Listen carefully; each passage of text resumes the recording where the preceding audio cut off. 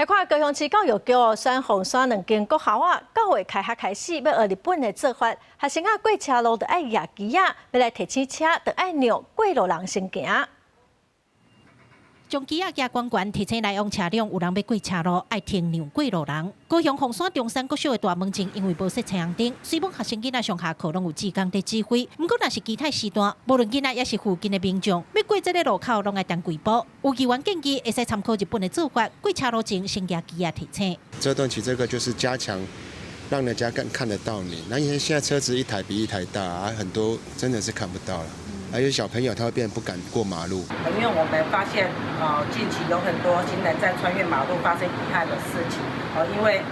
机车骑士或汽车驾驶他不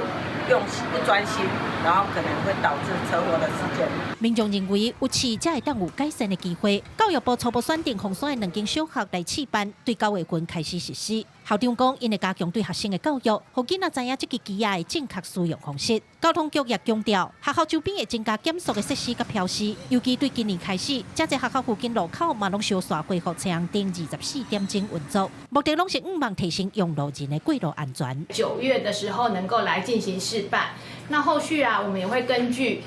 评估它的效益哈，然后再做后续是否有一些进行推广。过马路进前的时候，你就先压机仔起来，啊，行过了，佮甲机仔插倒转，安尼嘿，安尼会当互来往的车辆看到你，会当帮助你，会当互人